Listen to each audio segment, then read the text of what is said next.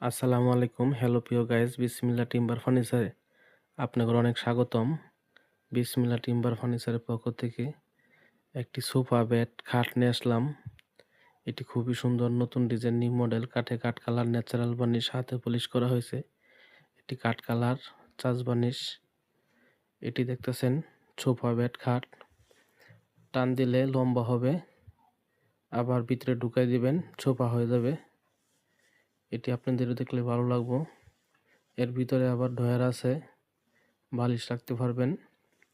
এটি যাদের অল্প জায়গার ভিতরে ফিটিং করতে পারবেন।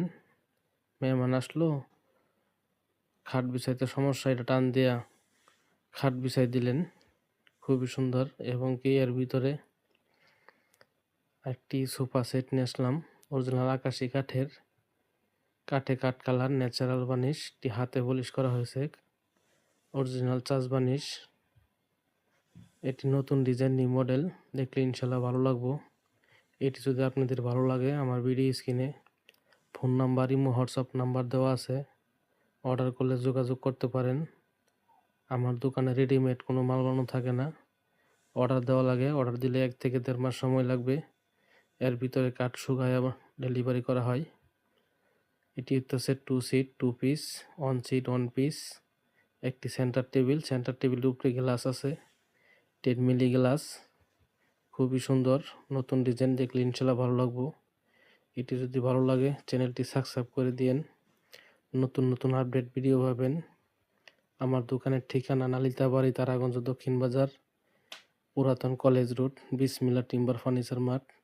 এটি অরিজিনাল আকাশি কাঠ দিয়ে বানানো হয়েছে, 1.5 ইঞ্চি মোটা, 3 ইঞ্চি পাশ হাতাটি দেওয়া হয়েছে। এবং কি পিছনে দেখতেছেন খোপ করা হয়েছে, এবং উপরে গাড়াটি নকশা করা হয়েছে, খুবই সুন্দর, নতুন ডিজাইন, দেখলে ইনশাল্লাহ ভালো লাগবো। বানাইলে অর্ডার করতে পারেন, বানাই দেওয়া যাবে। আমার দোকানে রেডিমেড কোনো মাল বানানো থাকে না, অর্ডার নিয়ে কাজ করি। যা কথা থাকবো তাই কাজ হবে। এর ভিতরে কোনো পল হবে না, বাকলা হবে না, একদম সার কাঠের মাল বানানো হয়। খুবই সুন্দর, নতুন ডিজাইন। এটি 2 সিট বানাইছি, এটি আরেকটা সিট।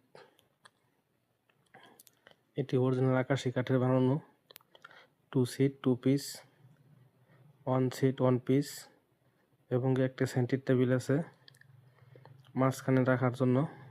এটি খুবই সুন্দর, নতুন ডিজাইন, অটোবি ডিজাইন, দেখলে ইনশাল্লাহ ভালো লাগবো।